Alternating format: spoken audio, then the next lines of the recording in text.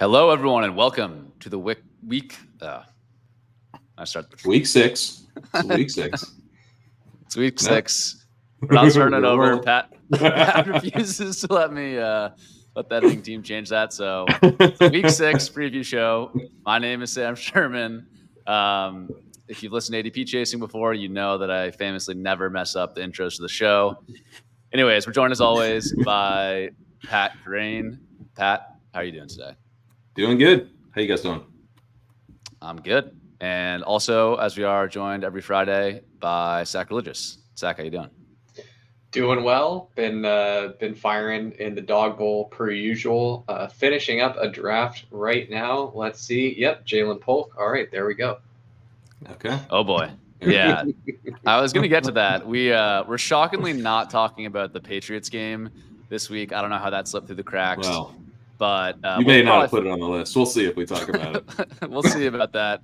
But we have at least planned today for four pretty good games. It's a pretty fun main slate, in my opinion. You have the Commanders at the Ravens, Cardinals at the Packers, Lions at the Cowboys, and Browns at the Eagles. Those are the four games we're going to be talking through today. And as always, you can find much more detailed write-ups on legendaryupside.com if you subscribe there. Detailed breakdowns on every single game in the main slate, including, Pat, the London game you also do a write-up on this week. Is that right? That's right. Yeah, the London game and the Commanders and Ravens game are both ahead of the paywall. So those games are totally free to check out for everybody. LegendaryUpside.com. It'll be right there at the top of the screen there. Week 6 walkthrough. Awesome. So let's start off here, guys, talking about the Red Hot Commanders at the Baltimore Ravens, who also have been playing a lot better after a slow start to the season. I want to start this on the Commander side. Jayden Daniels, it's been maybe the top storyline of the NFL year thus far. The Commanders are playing way better than expected. I'm curious how you view this matchup for the Commanders versus the Ravens defense. Do you think they're going to attack them through the air, more so on the ground? We've kind of seen a mix of both approaches from the Commanders thus far. So, yeah, where do you see the Ravens defense? Where do you see the weaknesses in the Ravens defense for this Commanders offense? Yeah, so the interesting thing about the Commanders offense is that they've been not particularly aggressive. Even though we're seeing, some of the fun, explosive passes from Jayden Daniels, we're seeing him basically be really efficient on limited deep shots. He's got a 10% deep pass rate, which is not particularly high. His average throw is traveling 2 yards short of the first down sticks, which is fairly conservative. He's got a 7.2 ADOT, which isn't like ultra conservative, but it's not deep. A lot of what they're doing relies on short passes. Time to throw for Jayden Daniels of 2.53 is one of the fastest in the entire league. So you've got this quick but effective passing game that then they're mixing in deep shots off of that. They're doing a lot of play action with Jayden Daniels. It's a pretty cool passing game, but it's not necessarily like ultra aggressive.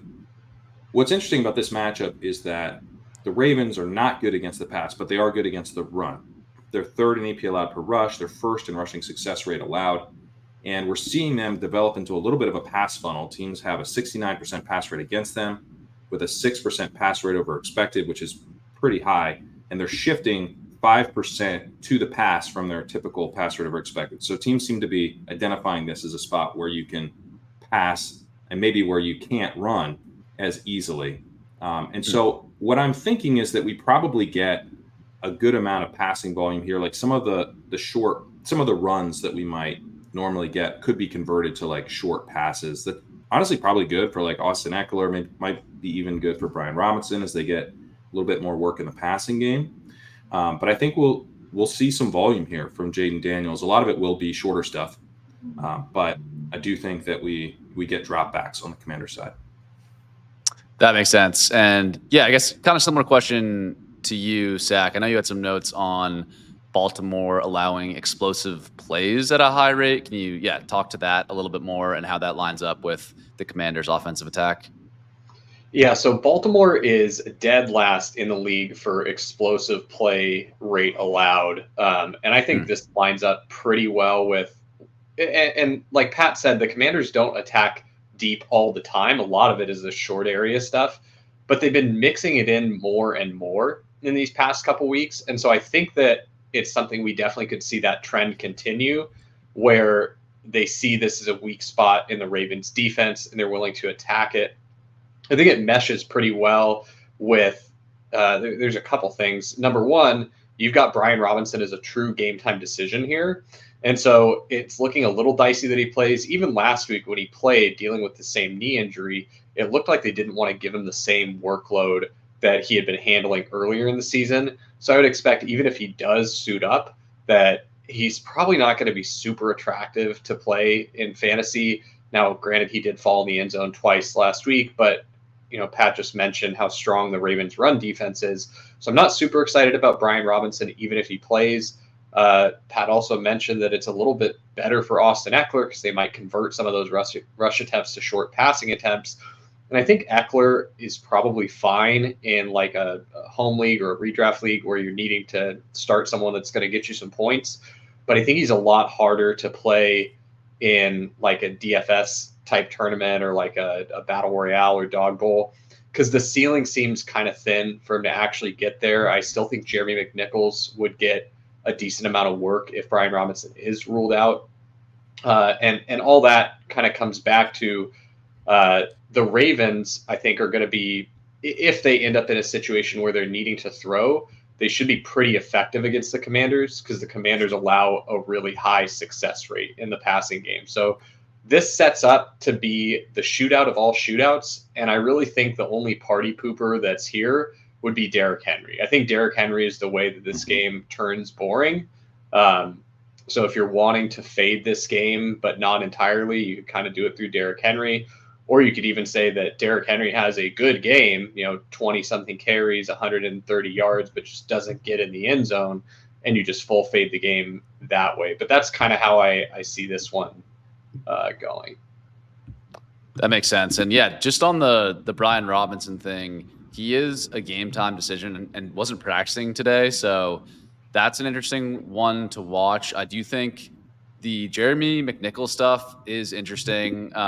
They have involved him a little bit the past 2 weeks. I will say the Commanders have won the past 2 weeks, 42-14 against the Cardinals, 34-13 against the Browns. A lot of the McNichols stuff, especially last week, was in garbage time there. So I'm having a hard time telling how much they actually want to involve McNichols versus just him being more of a garbage time player. I do think there's a chance that if like Brian Robinson was out, Eckler gets a pretty massive workload here and would be interesting to me. I don't know what his, ownership numbers or anything like that would look like. So it's obviously dependent on that. But yeah, I don't know if it's a hot take, but if Brian Robinson is out, we have him ranked at running back 15 right now. If he is out, I think you can call Austin Eckler like a low end RB1, very high end RB2 this week. To me, he looks like very good and explosive. He looks pretty good. Yeah. I'm not sure if the stats back it up, Pat. I don't know if they do. That, but yeah, no, they do. Looks really good. Okay. He's got 20 rush yards over expected per game. He's got a 15% team attempt share. So, he's not getting many attempts, but he's been explosive. He's actually running back 1 in rush yards over expected per attempt. Now, it's a very small sample, but he's also running back 1 in yards per route run. So he looks explosive still. He's coming back off an injury last year, and maybe, there's still some juice left. And if he gets if Robinson is out, I'm actually pretty interested in Eckler because, again, this is a matchup where you could see them doing more passes, more quick passes to the running backs. And so if he consolidates that work, and they basically like install him as like Chargers Austin Eckler in a shootout. Yeah, I'm into that. That sounds pretty good. He is not like peak form probably, but he's looking like Austin Eckler from a couple years ago. So yeah, I would be interested in Eckler if Robinson is out. My one concern for him in tournaments, just accessing the ceiling, is from watching him when he has had like the kind of breakaway runs or the more explosive plays. He doesn't look like he has the long speed still. Like he's getting caught from behind. He's not So it feels hard for me for him to really. I think his touchdown equity is kind of sneaky low this week because the Ravens. I don't know how many goal line carries he's really going to get. The Ravens have this pretty strong run defense, so I think it'd be hard for him to punch one in, even if he gets a shot on the goal line. And so then I'm looking at, all right, I need Austin Eckler to hit kind of a breakaway touchdown, but he doesn't really have the long speed. So I'm like, all right, I need the Commanders to give Austin Eckler attempts like from 30 yards out where the long speed doesn't matter as much. That's my only concern with it. I mean, in salary cap DFS, he's probably pretty interesting because he's cheap enough where, you can PPR scam your way to 15, 20 points and have it be a great play. But I think in half PPR, like an underdog, I really want him to be a good play there because it's fun to be like, oh yeah, I'm ahead of the curve here. I know the Brian Robinson injury stuff. This is going to be a shootout. You don't think he has touchdown equity? I would think if Robinson is out, he does. I think he certainly has some touchdown equity. I just think it might be lower than we're anticipating because I don't really know how many goal line opportunities he gets and how likely he is to convert a goal line opportunity. He's small, but it took him a long time to get goal line work, but he actually has a long history of being very good at the goal line. So I would think if Robinson is in, I don't feel great about his touchdown equity, but McNichols is also an undersized receiving back. Like he's not. But they did use McNichols on the goal line a few times here over Eckler. So that's my big concern with it. Well, was Eckler active? I mean, Eckler was active dealing with a concussion at one point. Yeah. So I'm not sure I've seen McNichols get goal line looks in non-garbage time when Eckler's healthy, but I could be wrong about that. I would think he's a pretty heavy favorite over McNichols for the goal line stuff. That's my guess, but I'm not sure. Yeah, we'll have to see on that. It's a little bit of a leap of faith, but it is. Yeah. Let's move on here to the Ravens side of the ball. I'm curious, Pat. I think the Zay Flowers thing has been really up and down this season. He's had a couple good performances, a couple complete duds. Do you have any insight into his week-to-week volatility, unpredictability? Is it something we just have to live with? Or do you think there's anything about this matchup in particular versus Washington where we can make a guess on one side or the other if it's a good Zay Flowers game or a bad Zay Flowers game? Yeah, so one of the things that I've been looking at with the Ravens is the first read target rates for their receivers, and they're all low. You're not really seeing high first read target rates for any Ravens receiver. Now, there is a first read on all these plays, right? So it's not being executed at a high rate, at least until last week when Zay Flowers had a 20% first read target rate, which is pretty good. That's like where we want for a wide receiver one. And what I'm seeing there, and what I was kind of hypothesizing last week, is that this is an offense that is kind of struggling to execute the primary design of the play, and that Zay Flowers would be the main beneficiary if they were able to execute better. Last week kind of proved that point where the offense was clicking a little bit more, the passing game was clicking a little bit more, and sure enough, Zay Flowers has that wide receiver one first read target rate that we're looking for. But prior to last week, he's seen first read target rates of 8%, 14%, 6%, and 0%. So we need this passing game to be clicking for Zay Flowers to express the fact that Zay Flowers is the number one here. He is, the game plan is built around Flowers as the number one guy, because it's not like we're seeing first read target rates spike for other people. It's just that sometimes, like basically Lamar's scrambling, Lamar's getting off his first read. We're seeing a lot of checkdowns to Justice Hill in this offense. Like we're seeing things that are not the primary design of the play out at a high rate with the Ravens. Well, we get a Commanders defense here that is dead last in EPA allowed on first reads. And as Sack points out, has a low drop back success rate as well. So this is a defense where we would expect the Ravens to kind of be able to execute the primary design. The Commanders are also 28th in coverage grade. So I'm looking at Zay Flowers here as being able to get open. By the way, he's 85th percentile in open score. So I don't necessarily blame him for like not getting open and not being able to, draw targets. It's probably more matchup related And to that point, the Commanders don't really double team. They're 26th in double team rate. So we're looking at Flowers in a position to see a fair amount of single man coverage. Commanders are 9th in man coverage rate. And against man coverage, Flowers is averaging 3.48 yards per route run with a 36% targets per route run. Last week gave me a lot of confidence in something I already believed, but it's just showing, yes, okay, if the offense is clicking, we're gonna see a big target rate for Zay Flowers. We've now gotten, I believe, 3 weeks of Mark Andrews at less than 50% route participation. We're not seeing Isaiah Likely run a full rate of routes. He's kind of stuck in like the 60s, 70s, so more the 60s. So it's like it's not Rashad Bateman. If the offense clicks, it's running through Flowers, and I think the offense will click here. And I also think that the Ravens will be pushed. That's the other thing. We do need the Ravens to be pushed because they've shown a willingness to lean on Derrick Henry. In the 2 games where they were way ahead, they just leaned on the run in an extreme way. They had a 29% pass rate, 29% against the Cowboys, 37% against the Bills. And the games where they were actually pushed, pass rates of 71% against the Chiefs, 60% against the Raiders, 62% last week against the Bengals. So we need the Commanders to do their part, but I expect them to. And in the type of game environment that me and Sack are thinking this will be, we're looking at a totally acceptable amount of dropbacks from the Ravens, and that flowing through Zay Flowers for the most part. Yeah. My only note to add there on Zay Flowers, weeks 1 through 3, he had an average up the target of 6.5 over the past 2 weeks.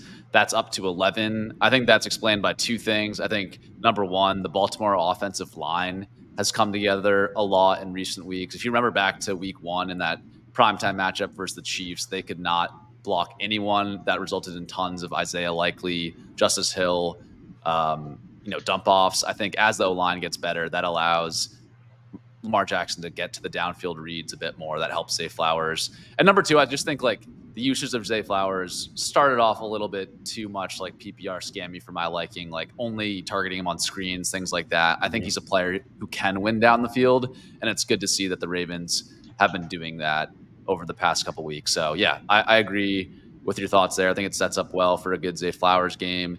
Getting to the tight end side of the conversation, Sack, I was wondering if you think any of these guys, Pat touched on a little bit, but are any of these guys, Mark Andrews, Isaiah Likely, if you're crazy and want to make a case for Charlie Collar, go ahead as well. Any of these guys viable in redraft leagues as low-end tight end ones? Are you touching them at all in your DFS or weekly contests? How are you thinking about these tight ends? Well, first, you can just remove Charlie Collar from your player pool. The guy ran 6 routes, so don't do that to yourself. What about his yards per route run? Is pretty good though. 4 targets on those 6 routes. That's pretty good. Pretty high rate. Insane targets per route run for Charlie Collar. Yeah. But I dove into this probably way too deep, and it's certainly not because I have like 16% Mark Andrews everywhere in best ball. That's not why. I really spent a lot of time on this. But if you look at the way that both of these tight ends earn targets and how they've been lining up and their snaps and volume, how that's all coming, I think it paints a little bit clearer of a story. So for Isaiah Likely, the plurality of his targets are actually coming on the short right quadrant of the field. So under 10 yards. And then he also has a pretty high number of targets short, middle, actually behind the line of scrimmage. So like little manufactured screen pass stuff, right? And I wanted to look into the short right stuff. And most of that has been on plays that were extended where Lamar is rolling right. And so Isaiah Likely is just finding a spot to be open where his quarterback is moving to. And so you're basically saying Isaiah Likely is the busted play merchant because he's out there. He's running more routes than Mark Andrews. And he's doing the correct thing then and giving his quarterback a target, right? I don't think that meshes particularly well with what we're thinking is going to happen against this Washington team because they have such a high success rate for opposing passers per dropback. So it doesn't set up to be a situation where there's going to be all these busted plays for Isaiah Likely to capitalize on. I looked at how they're lining up.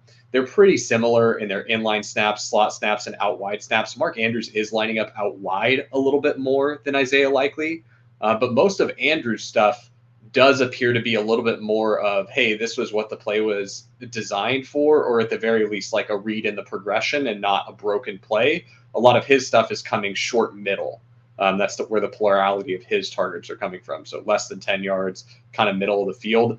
That is where I would expect, this high success rate, giving up defense to allow someone to eat. So even though Likely is running more routes, I think I have a slight preference to Andrews here.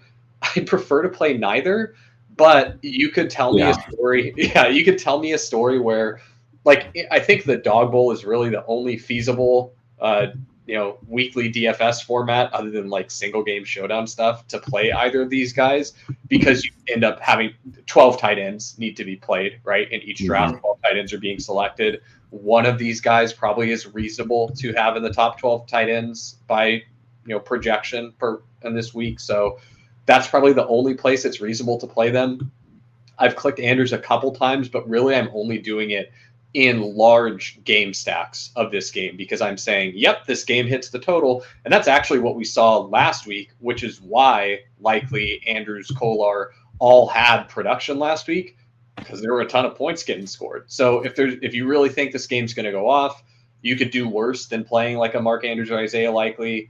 Like, avoid at all costs otherwise. But that's kind of what it's so hard for a tight end. And so Andrews, he starts the season 75%, 73% route participation, and we're going, and he's not getting the targets and everything that we want, and he's seeing less than, what'd you say? I said, then it goes down from there. Then it goes down. Because, I mean, the whole thing with Andrews, it's like he's going to run like 85% of the route. So he's 10% below where we want already. But then he goes 35% in week 3, 48%, 47%. That's like part-time, Noah Fant. Yeah, it's like Noah Fant. Yeah, it's bad. Like, I just don't really see him as a viable option unless he starts running routes at least in like 65, 70 again. And that's where Isaiah Likely is sort of stuck. He's 69, 49, 59, 62, and 72 on the season. I think the Kolar stuff really hurts everybody. A third tight end in here catching a touchdown, getting a really nice play down the sideline, like that, like that's just really tough. That's not Likely or Andrews. I think for redraft, you could be looking at these guys, especially Likely, but I don't know. I'm probably avoiding. I have a hard time clicking Andrews in anything right now. Yeah, I would also lean Likely if forced to choose, but he's more low end tight end 1 than anything else for me. Let's move on here to Arizona at Green Bay. Do we want to talk Henry real quick? Because this is potentially Henry could ruin the party here. Commanders 27th in EPA per rush, 27th in rushing success rate. Derrick Henry is number 1 in rush yards over expected per game with 46 rush yards over expected per game. He's running back 2 in rush yards over expected per attempt, and he does get a lot of attempts. This is not a small sample Austin Eckler type situation. Not getting used to it as a receiver here, but there's a chance that the Commanders just steamroll, which they've done to 2 good teams, the Cowboys and the Bills, and it would not be shocking if they do that again. So if they do, and then we talk about, okay, are we talking about a sub 40% pass rate and Derrick Henry just eating? So there's a couple different ways and very distinct from each other ways that this game could go, I think. I agree. On our weekly rankings, for what it's worth, we currently have Derrick Henry as the running back 2, ahead of Bijan, ahead of Brees, ahead of a bunch of other guys that were drafted ahead of him this year. So I agree. It looks like a really good matchup for Derrick Henry. Let's move on here to Arizona at Green Bay. I want to start on the Arizona side of the ball here. I think there's been a lot of whiplash, at least in the content I consume around Kyler Murray takes this season. He started off really hot. People were really singing his praises. Now, all of a sudden, I've heard he's too small. He can't see over the middle of the field. He's basically Bryce Young, but fast. Where do you stand, Pat, on Kyler Murray? I don't really know what to think of him as a passer and how to view him in fantasy after his rocky start to the season. Yeah, so Murray has jumped around. I have this chart I share in the walkthrough of EPA per play, success rate, completion percentage over expected by week, and he's really bounced around. I mean, if you just look at success rate, he was at 46th percentile against the Bills in week 1, then jumps to 100th percentile. He was awesome, and he was 100th percentile in EPA per play there as well. Goes to 67th, 34th, and 30th over the last 3 weeks. So the last 2 weeks have been pretty brutal, especially because I was very excited about him against the Commanders defense. As we've discussed, you can pass on the Commanders. So he bombs in like not a bad matchup. And then they beat the 49ers, but he was not good in that game. So I'm, I understand why people are like, oh, I'm kind of out on Murray. But when I look at his profile, the big thing that jumps out to me, and this would go with the he's too small narrative, is he's got a 4% splash zone attempt rate. So that's 10 plus yards and over the middle of the field. And that's where you do get, that's like kind of the Shanahan zone, where we're getting a lot of these yards after catch plays. You're setting guys, they're running, hitting someone in stride, they can add after the catch. It's generally a pretty great place to target receivers. Murray doesn't target receivers there. But he does throw deep, 13% deep pass rate. He's got an 8.5 ADOT. His average throw is traveling right to the sticks. So he's not a conservative passer. He's actually a somewhat aggressive passer. He obviously runs, but he just doesn't throw to this really kind of fertile area of the field to generate big plays. It's a little bit more high degree of difficulty stuff. To me, that's going to lead to inconsistency, right? And we're seeing an inconsistent profile. But I don't think that means we're not going to see any spikes just because we haven't seen spikes over the last couple of weeks. And if you look at Murray for the season, in EPA per play, EPA per game, and success rate, he looks good. He's still ahead of where Kirk Cousins is. He's above Patrick Mahomes. He's a little bit below Brock Purdy in both metrics through week 5. But in this range of quarterbacks where you're like, yeah, these are good quarterbacks. So I think we need to kind of like just understand the deal we're making with Kyler Murray, where we're going to get bad games and we're going to get good games because he's attempting higher degree of difficulty, deep throws to the area of the field where you don't tend to get yards after catch as much.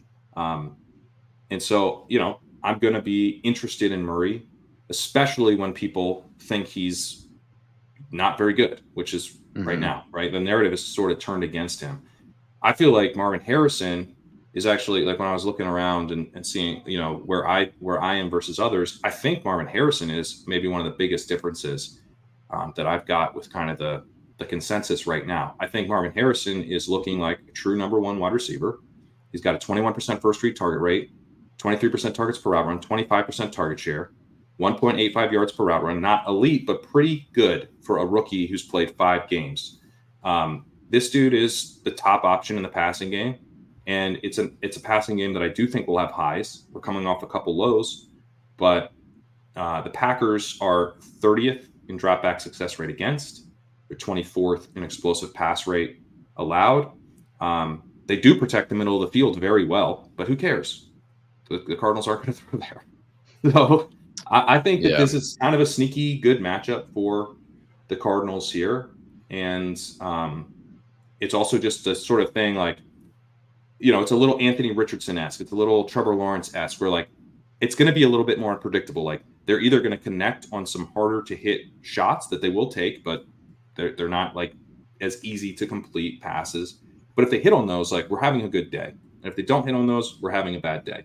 So that's, like, a little bit where I see the Cardinals. But this is a setup where I'm willing to bet on them to have a good day. Yeah, that makes sense. My note on Kyler, and then we'll get to more of the Marvin Harrison part of the conversation. His scramble, both his designed rush rates and scramble rates have been lower than I expected this season. 9% designed rush attempt rate. That's 11th amongst quarterbacks so far this year, way lower than sort of the Lamar, Jalen Hurts, Jayden Daniels tier, to which I think people might consider him a part of from a rushing standpoint. And then also from a scramble rate perspective, he's down at 7%. That's much closer to like Patrick Mahomes, Will Levis, CJ Stroud than it is to Lamar Jackson, Jayden Daniels, Josh Allen. They're above 10% there. So yeah, I do think I'd have to check his historical numbers. I'm not 100% sure of that, but I do think maybe we're entering a new stage of Kyler Murray's career where he's not rushing as much. I still think he can be very effective as a rusher and can still, has the upside for the 50-yard rushing touchdown. We've seen that. Was that last week or 2 weeks ago? Like, I'm not saying it's not part of his bag and not part of his skill set, but those numbers are just a little bit lower than I expected. Let's move on here to the Marvin Harrison side of the situation. Curious what you think, Sack. Pat says he thinks he's above consensus on Marvin Harrison Jr. Where do you stand on him this week? Do you view him as, a top 12, top 15 option at the position? Yeah, top 12, top 15, definitely. That's right about how I've been drafting him in the dog bowl. Not too much higher. I think ADP in that contest has him a little bit higher than I have him ranked right now. But I certainly think it's a good spot. I want to attack this game. It's a pretty high total game. And just like Pat said, we're looking at an Arizona team that's probably going to be pretty volatile with their output. And so volatility is definitely something I want to lean into in tournament formats. So pretty happy to play through Marvin Harrison here. The other nice thing is like the Kyler stacking options are pretty much just Marvin Harrison, Trey McBride. I don't really think Michael Wilson is just fancy play syndrome, and Greg Dortch, Short King Summer is over and dead. So I think Marvin Harrison is nice, especially because like Kyler goes pretty late. Like you can get Kyler the end of the fourth or like beginning of the fifth round a lot of times in these dog bowl drafts. And so you could do something where you get like one of the top 2 or 3 running backs on the slate, and then you get Marvin Harrison and another really strong receiver or running back, and bring that back with, Kyler Murray and mix in a little, Romeo Doubs or Dontavion Wicks, and baby, you got a stew going. There you go. I like that. A Dontavion Wicks stew. Yeah, I will say on Marvin Harrison, kind of an interesting DFS spot this week. He's priced at 7,200 on DraftKings. As a result, just looking at like the DraftKings ownership projections on Establish the Run, he's going to go almost completely unowned. They have him sub 1% owned at that price. So I do think he's like an interesting large field GPP play. I will say like if I'm just straight up ranking Marvin Harrison, like wide receiver 1 to 50 in my redraft leagues, I think be lower than both Sack and Pat on it. I just think, and this is a note from Rich Rebar that I thought was really interesting. His usage has just been extremely uncreative from the Cardinals so far. Of 76 wide receivers with more than 100 routes run, he's 61st in targets less than 10 yards, so he's getting none of the easy stuff in the short area. He's 70th in percentage of his yardage after the catch. Again, he's not getting yak opportunities. It's all like sideline, difficult catch, back shoulder stuff. And he's 4th highest in percentage of his routes that are go routes. So to me, this is like, there's levels of uncreative usage. Like this isn't Keon Coleman, but it's like close to that just from a usage perspective, which I think is weird with Marvin Harrison. That can change. He's like a 2006 level X receiver. Yeah. Like he's like Andre Johnson in, exactly. they just, it's very uncreative. He's just playing classic old school X. Yeah. And it's not fun. They're not doing cool stuff, but I think he's boom bust, but I think very boom bust. When a boom bust quarterback and a boom bust wide receiver have had a couple busts in a row early in the season, all of a sudden everybody's bad. We can't play him. And I know people aren't saying that about Marvin Harrison, but it does seem like the narrative has kind of shifted against Murray, especially after, he was like, oh my God, he's going to nuke like 3 weeks ago. So I think that those are all really good notes, but I'm just seeing the upside potentially play out here. And I'm keeping the upside kind of more top of mind than I think maybe the field is this week. Sure. Yeah, that totally makes sense. Yeah, I would totally buy that side of things. But yeah, let's move on here to the Packers side of the ball. I'm curious what you guys think for the wide receiver rotation here. I think Romeo Doubs is almost guaranteed to be back active. Christian Watson was practicing yesterday. I'm not sure if there's any breaking news on him, on his status, but it seems like he has at least a chance to suit up. So unless someone wants to tell me they've heard otherwise, let's assume that Watson and Doubs are back playing because they're both practicing. Pat, how do you think this wide receiver rotation shakes out? And does it make like anyone besides Jayden Reed kind of unplayable again with these guys back, assuming they're back? I think you can probably play Dobbs, because you want to talk about like uncreative X usage, but that's Dobbs. He's going to run. He's like the Michael Gallup, right, of the Packers. He's just gonna hold down that spot and run the routes. 91% route participation in week 4, 88% in week 3, 94% in week 2. So he gets suspended and misses last week, but I think he'll be out there in his normal role if he goes. The concern is if Watson is back. Like if you're looking at Wicks, which I would really like to go back to Wicks here from a perspective of this dude. He does get open, he does draw targets. He does not catch the ball. But what if he did? That would be very fun. Now, I'm not interested in that at anything less than full route participation, though. I think he gets that with Dobbs and Watson out. But if Watson's in, we're looking at him probably around 50% route participation, which is where he was the first 3 weeks of the season before Watson got hurt in week 4. He was at 42% week 1. He was at 50% week 2. He's at 52% in week 3. Given how inconsistent his profile already is, I really don't have much interest if Watson is back. I agree with that. I don't think you can play him if Watson's back outside of like maybe the Millie stuff. You could talk me into it. We'll see how it shakes out with Wicks. Certainly things look less clean for him than they did just a week ago. Moving on to the tight end side here, Sack. A lot of people, Tucker Kraft hype has been percolating through the fantasy space. There's basically 0 good tight ends. So anytime one of them has one good game, we all freak out. Tucker Kraft. He's the GOAT.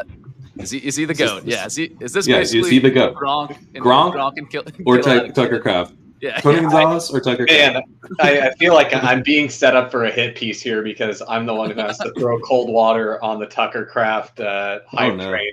Oh, no, I'd do that for you, Sack, if you don't want to. I'm happy. No. Sam's just got a jug of cold water just off screen. Tucker Kraft's role so far has unfortunately been a lot closer to like a fancy Evan Ingram from last season than I think people want to realize. His average depth of target is just nothing. Like he's getting all these little dink and dunk dump offs. And that's kind of how it was last season too. I know that it was a little weird with the rookie year with both him and Musgrave splitting time and the injuries and how it all shook out and the usage between them. But a lot of it looked more like Musgrave was the guy that got targets further down the field and Kraft was the guy that got shorter stuff. And that's how it's looking again this year. I think his ADOT is 3 right now. So it's like, that's right, 3.1. It's really low. So I think the big explosive run after catch that he got last week is doing a lot of the heavy. Dallas Goedert, I would say. Like it's a little bit, Yeah. So I think, when there are injuries to the Packers receiving core, he definitely can benefit from increased targets. But you're really just hoping this guy breaks a big play, or like if you're in a tight end premium format, then he's probably okay because the ADOT matters a lot less when you're getting 1.5 PPR scam. But no, I'm not super into him, especially with, the hype on him, like driving up the ownership and driving up the price. Like it's really not the type of spot that I want to play into. So like in dog bowls right now, he'll go in like, late 3rd, early 4th round. And that's just not, Brock Bowers. What is that in terms of tight end ranking, Sack? Just to give people context, is that like tight end 5 or? Yeah, right about tight end 5. I'll pull it up here. Okay, that seems insane. Yeah. Yeah. So his let's take a look here. Yeah, by ADP. To give Kraft a little credit. Sorry, go ahead. Where's he going? He's the tight end 5. He's going right behind Laporta and Bowers, and it's I don't know about that. He's in the receiver ratings over at ESPN. He's first in Yak score. Brock Bowers and Dallas Goedert are 2 and 3. So I mean, I think that at least gives you a sense of sort of the archetype of dude. I mean, you're kind of hoping he's like their Bowers, which he isn't because he doesn't get targeted at a high enough rate. I think to me the concern is less the ADOT and more the target rate. He's at 16% targets per route run. That's not that high. That's if we're going to be betting on a guy to kind of be getting short targets and hitting big plays, it would be nice if he really was their Evan Ingram, which would involve more like a 20% or a 22% targets per route run, and that's not what we're getting. So it does. I think it feels a little thin to me in terms of you had a guy who exploded when the guy we thought would explode absolutely failed. Dontavian Wicks has this horrible game last week, and they're out Dobbs and they're out Watson. But now Dobbs back, Watson back. This guy's not getting targeted at that high of a rate. Targets might dry up. That's the concern for me. I still think he's a tight end one though. It's just not that many guys. Well, this week I think he still is. Yeah. My Tucker Craft thoughts. I guess number one, the name doesn't score well in my tight end name model. Tucker Craft might as well be Tyler Croft. I mean, come on, change your name. That's a blocking tight end name. It's not. Is he a golden retriever though? This is the Liam theory of we need golden retrievers at tight end. From what I see out on the field, he looks kind of golden retriever. He could be golden retriever. So it's kind of that's 1 for 2 there in those categories. But number two, I agree with what you guys have said. Oh, he's a total golden retriever, dude. Oh yeah, he is. Musgrave kind of is too, though. That's the problem. He's got a competitor in his own tight end room. Luke Musgrave was sent to a farm upstate, buddy. Yeah, Musgrave actually going on IR is a pretty big note for Kraft, right? But anyways, yeah. So I charted all of Kraft's receptions this year for an article on Establish a Run. 69%, so 11 of his 16 receptions have come on either check and releases or screens. So that's 7 check and releases and 4 screen routes. So what's a check and release? A check and release is where he stays in to pass block for a brief moment, engages a defender, releases him, and then goes into the flat. So he chips a guy basically. Yeah, a chip is just one hit and then you keep going. A check and release is you actually engage in the block, throw the guy away, and then so basically the same. Very, very similar thing. Anyways, look at Sam knowing ball, telling me the difference between a chip and a check and release. Yeah. I can't believe you didn't know that. But anyways, that's to say he's not getting the screens are good. That's a design touch they're trying to get to him, and I do think I agree with that ESPN Yak score. I wouldn't call him the best Yak tight end ever, but he's a very good yards after the catch tight end. We saw that last week. He's fast enough in a straight line and big enough to just bully corners, bully safeties, give dudes stiff arms and keep going. So he's a good Yak player.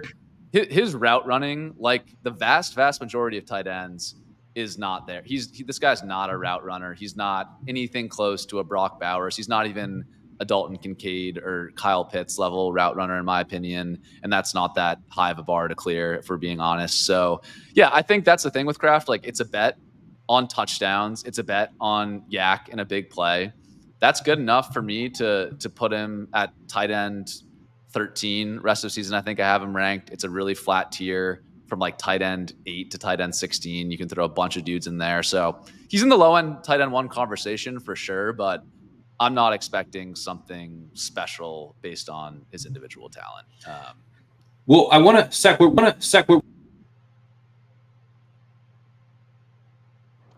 Jayden Reed, but maybe how much do we like Jayden Reed here?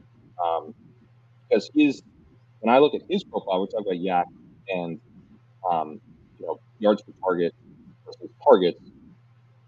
Jayden Reed has a 14.8 yards per target, which is absurdly high for his 9.2 ADOT. He is not getting targeted at that high of a rate. 21% targets per run is solid. 21% target share, that's solid, but not great, not elite. He's got a 10% first read target rate, so he's kind of having to create on his own a little bit as far as getting targeted. He doesn't seem to be as big a part of the game plan as you would assume. Now he's got 3.14 yards per route run. He's playing out of his mind, but he actually makes me a little nervous. It's one of those things where I'd be willing to let the field kind of have Jayden Reed as an elite player if that's how they're going to price him. At the same time, he's really good. Yeah, I for Jayden Reed, I kind of want to be early to the party rather than late to the party. I just think that his slightly not as many targets as we'd like for the guy, I think that's something the team will fix. I think that when you have a player that's as good as Jayden Reed, you recognize it and you get him more targets. I mean, just from watching the guy, like he's able to do everything. I mean, coming out when he was just a prospect, he reminded me a lot of Steph Diggs just from his special team stuff that he did and how he profiled. And then watching him in the league, he kind of looks like Steph Diggs, but then you also get this incredible run after catch ability and the dynamism where he's got like a little bit of Debo in him. So he's like, I view him as like the best parts of Steph Diggs and Debo, with like slightly less physicality than Debo. That guy's built like a brick shithouse. But I mean, I would prefer to just be ahead of the curve on the Jayden Reed thing. I think by the end of the season, he'll be the kind of guy where we're talking about him as a top 10 receiver in the league pretty handily. I think he'll probably go in the first round of fantasy drafts next year. So I just want to be early on it rather than late.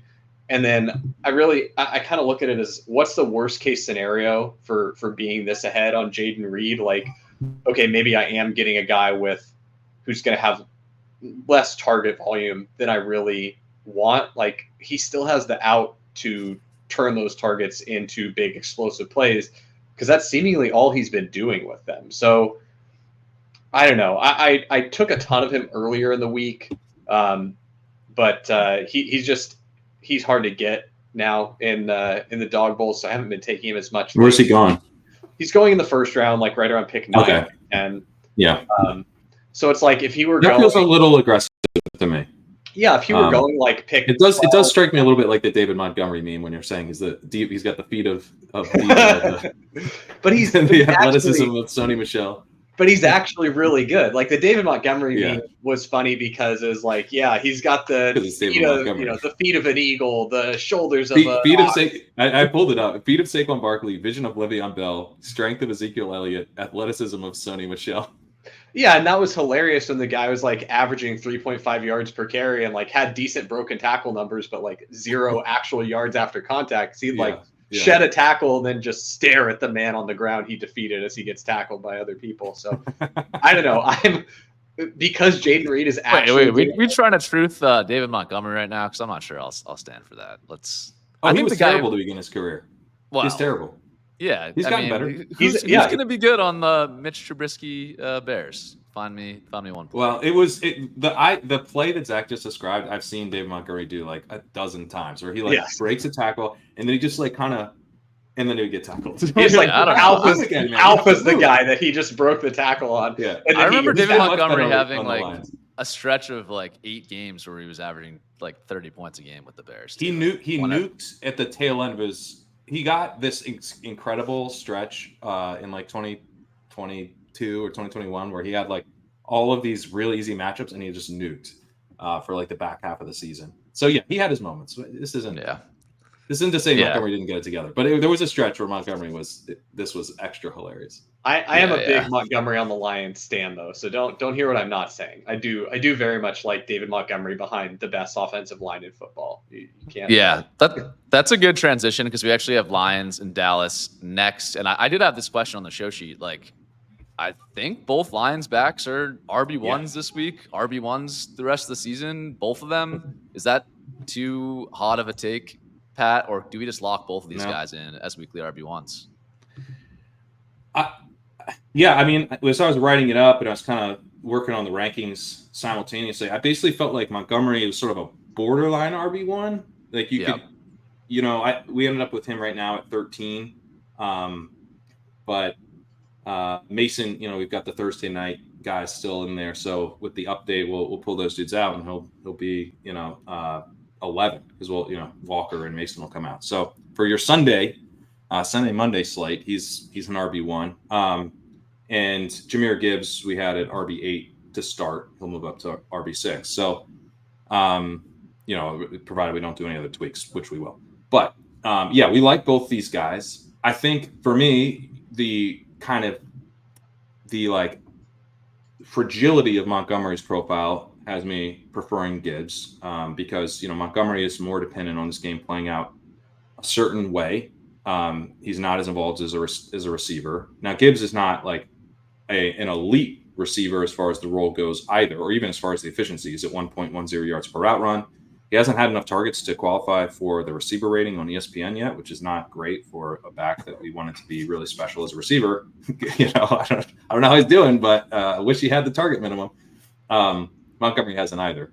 But this matchup kind of favors the Montgomery profile, frankly. I mean, the Cowboys dead last in EPA allowed per rush, 29th in rushing success rate, dead last in PFF's run grades, 30th in run stop win rate, which uses the player tracking metrics there. And the Cowboys are a run funnel. Teams averaging a 53% pass rate against them. That's partly driven by the Ravens just going nuts with the run against them, but minus 7% pass rate over expected and a 3% shift to the run in pass rate over expected for opponents against the Cowboys. So I think the Lions will come in here with a game plan that is probably built around both running backs, but certainly favoring David Montgomery compared to your typical game plan. And he does lead the team in team attempt share. He's at 49% with Gibbs at 42%. It's not like, he's their early down guy and Gibbs only comes in on third downs. They split the workload there. But yeah, I mean, Montgomery is a pretty good play this week. Like this is a big boost, I would say, to Montgomery, and it's like a more minor boost to Gibbs.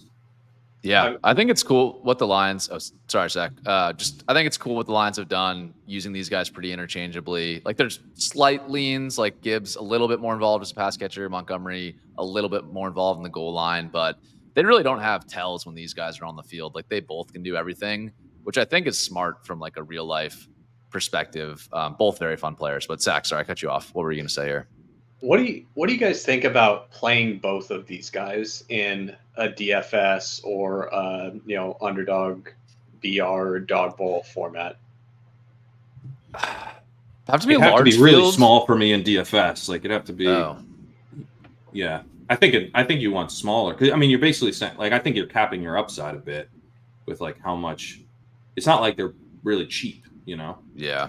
They're right. pretty cheap for they're both projecting as some of the better values on the slate, and they are positive. 7,000 and 6,500. I think you're at least on DraftKings. I think you're capping your ceiling in a large field if you play both together.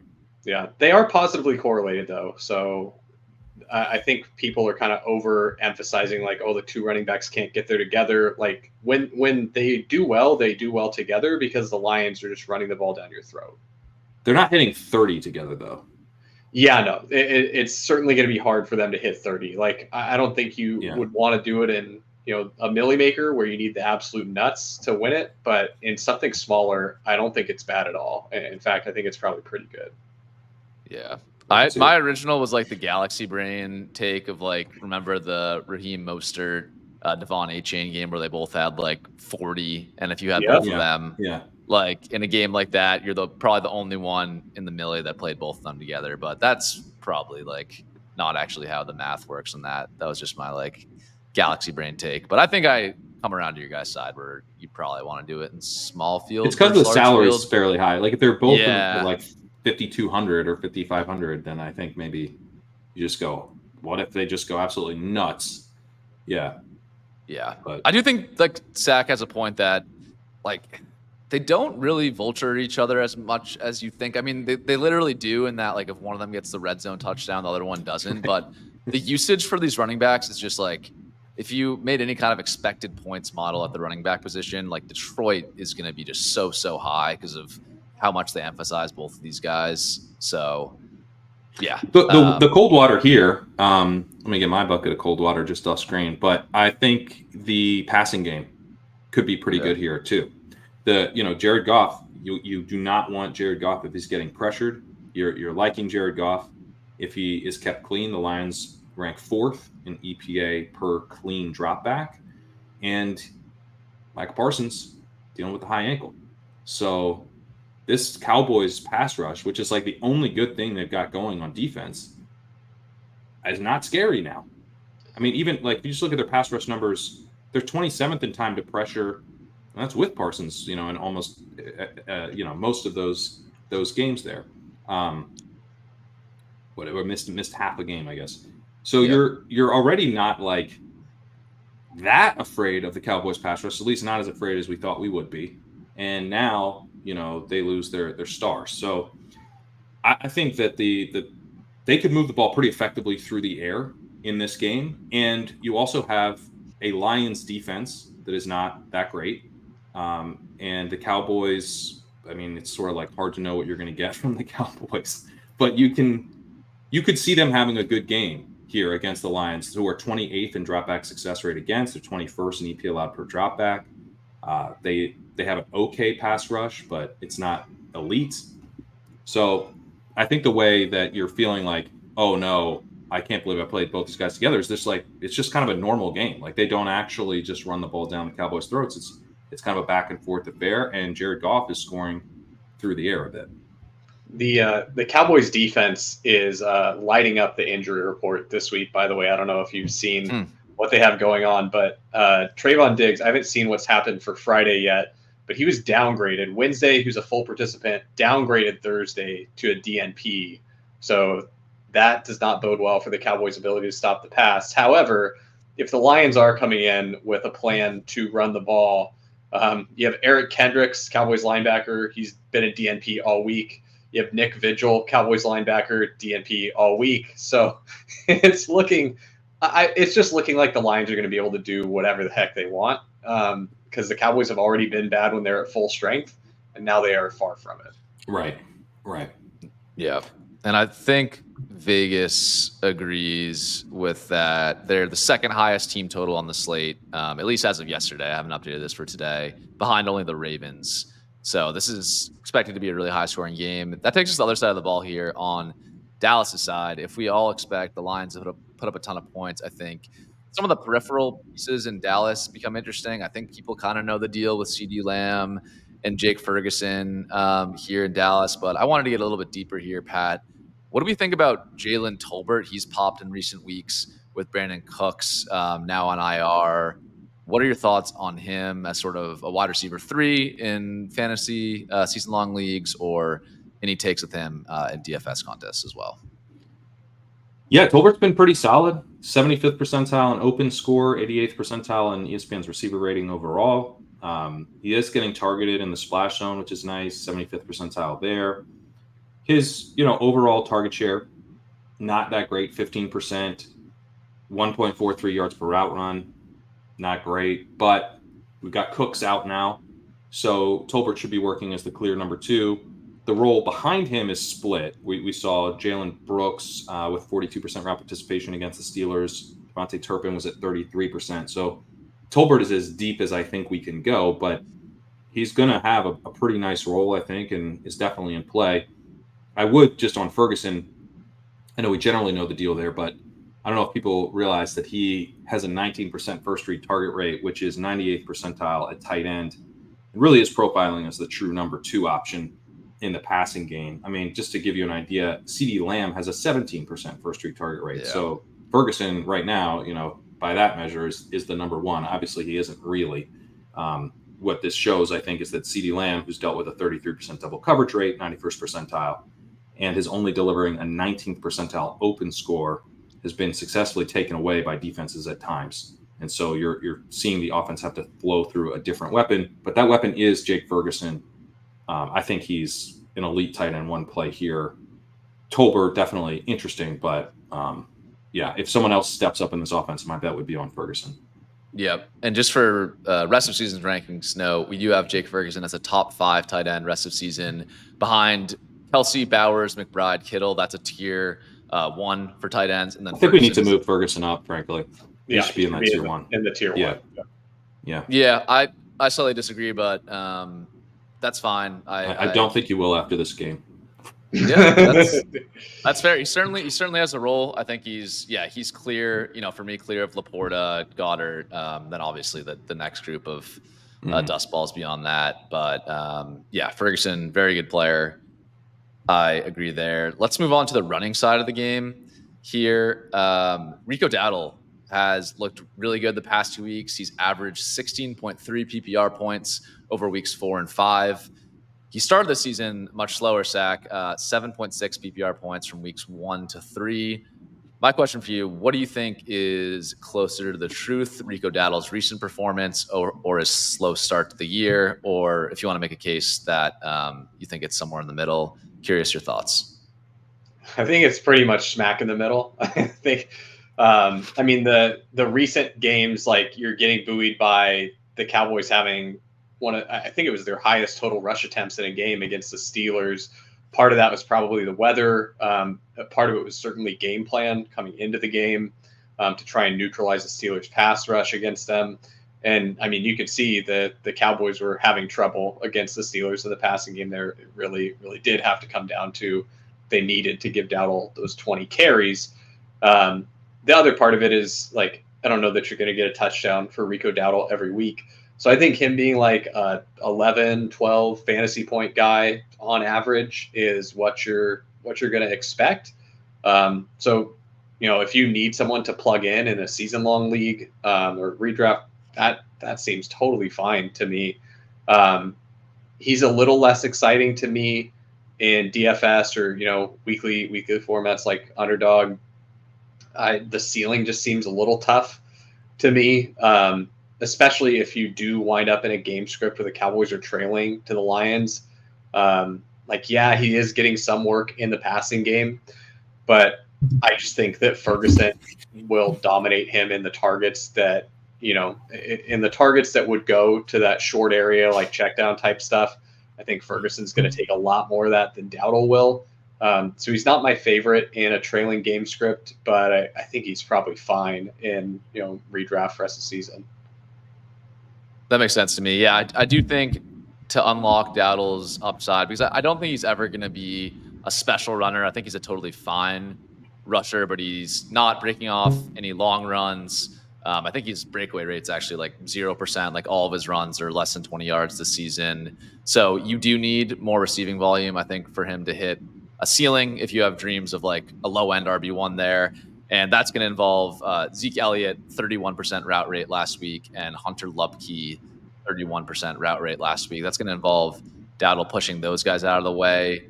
I don't think that could happen long term. I think in the near term, they're going to give Zeke his ceremonial pass protection role. And this Lupke guy, I think, is like a good real life football player, does some fun things for the Cowboys, even if he's obviously not fantasy relevant.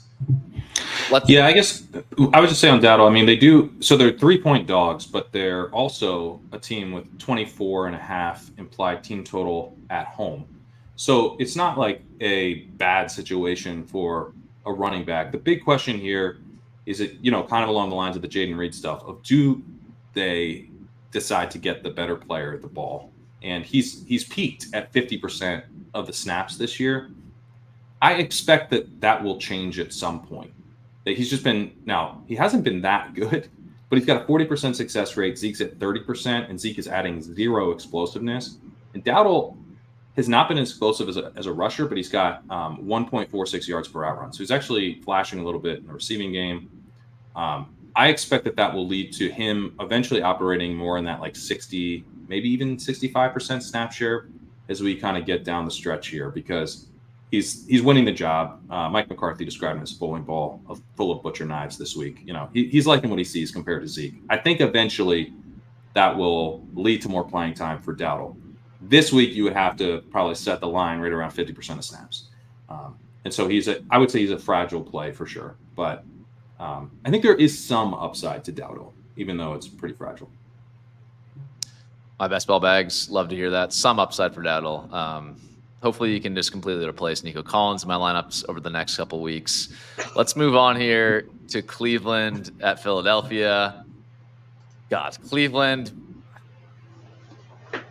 You know what? Fuck the Browns. I don't even. Why did we do this game? Yeah, let's talk about Drake Maye. I don't want to talk about Cleveland. I think the Eagles are the interesting side, which is why I want to talk about it. We have Jalen Hurts coming off a couple down weeks, AJ Brown and Devonta Smith back. So we're skipping the Browns. Let's go to the Eagles.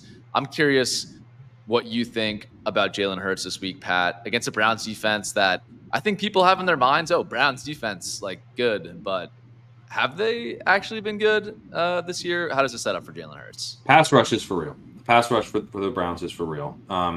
Third in pass rush win rate, 6th in pressure rate, 2nd in pass rush get off, 1st in time to pressure. So they're going to get pressure. The Eagles' offensive line is pretty good, but this is a difficult matchup as far as protecting Hurts. And And the Browns, they're 17th in EPA per dropback, but they're 6th in dropback success rate. The success rate is the more stable of those metrics. So I do think the Browns defense is good. The Eagles, I think, will probably attack some on the ground. The Browns are a bit weaker. They're 15th in rushing success rate. So we're going to see a decent amount of Saquon Barkley, who's been outrageously efficient this year. So that'll be a big part of the game plan, I think. We also are seeing that A.J. Brown, dating back to last year, is involved on quick passes. He's got a 34% targets per route run on quick throws, 2.5 seconds or less. Dallas Goedert's actually second at 24%, and then Devonta Smith right behind at 23%. So I think, if we're looking at A.J. Brown healthy and everything, then he would be the guy here, as you would expect. But it probably sets up pretty nicely for Barkley, because I actually do think that the pressure could be an issue for the Eagles. And then are the Browns going to push the Eagles? Like, probably not. Deshaun Watson has fallen below Bryce Young's EPA per game now. He is the worst quarterback in the league. No quarterback has started a game and been worse than Deshaun Watson. It's not his fault, Pat. It's the O-line. It's wide receiver. It's not Deshaun's fault. You haven't heard this? Are people who's defending Deshaun Watson? There are people. Yeah, Oh, God. I won't name them, but there is a loyal group of Deshaun Watson defenders that you can still find in the year 2024. It is wild. Find something else to do with your time. I hope they're playing. I hope they're playing a lot of volume in DFS. Those are the people we need. Yeah, which tournaments do you prefer? Yeah, go ahead and send me. I don't play cash games, but against you, I'll make an exception. Send me some head-to-head invites if you're a Deshaun Watson defender. Yeah, no, I can't. Yeah, Deshaun Watson, great value in best ball this year for his rushing floor. That's definitely come to fruition. Yeah, that one worked for sure. Yeah, that one worked. Yeah, let's talk about Sack. You wanted to talk about stacking Jalen Hurts with Saquon in this matchup. I think the concern people would have with that is Saquon's relatively low target rate on the season. But yeah, what are your thoughts on that pairing in terms of their correlation in this matchup versus the Browns? Yeah, really, I'm framing this mostly through in the dog bowl, where just based on the ETR projections and it being a 12-man format, I've got Jalen Hurts as like a mid first round pick, just based on the points he will score above the other quarterbacks at the position, right? And he has an ADP of 21, so he's going way too late.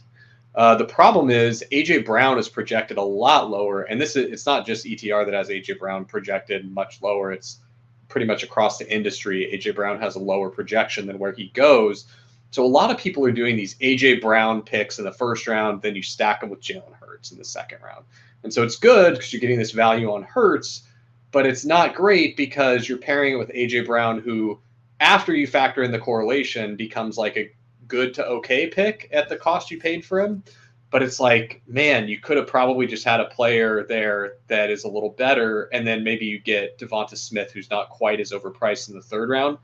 The thing that I think is really interesting, though, is Saquon Barkley is pretty consistently going in the top 3 picks, and you can get Jalen Hurts to slide to the end of that second round, and sometimes you can even get him to fall into the third round, which for a guy who, I've got somewhere between 6th to 10th overall in the format, you can get him in the third round. Like I just saw someone share a team where he got picked at pick 33.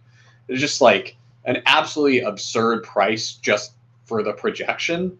And people treat this running back quarterback stack like, oh, you can't do it because it takes away all the ceiling.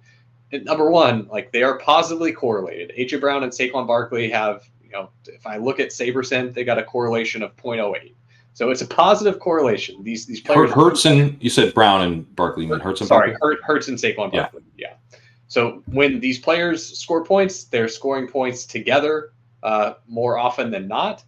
And so to me, it's just like you're getting a major projection advantage by taking Jalen Hurts when he does fall there, and you're taking Saquon Barkley at an appropriate price. And I think people are not going to be doing it frequently enough based on how big a projection edge you're getting at the quarterback position there. So I think it's a pretty good spot to do Saquon and Hurts together, especially in the dog bowl. That makes sense. Yeah. Yeah, I guess we have nothing else to say on the Browns. I guess we'll end today. We got to talk a little bit about Drake Maye. Pat, I'll give you the floor. What did you find in your write up for the Patriots this week versus the Texans?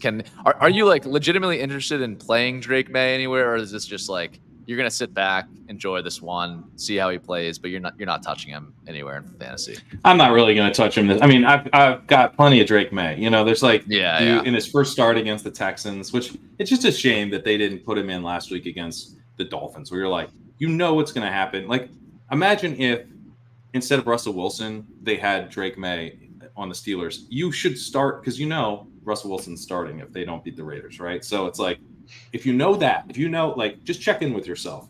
I'm going to bench this guy if we don't beat this team. Then just bench him for the number 3 pick right there so that you can actually get him in this easy matchup. I'm a little tilted that we didn't get him last week, but I'm glad we're getting Drake Maye now.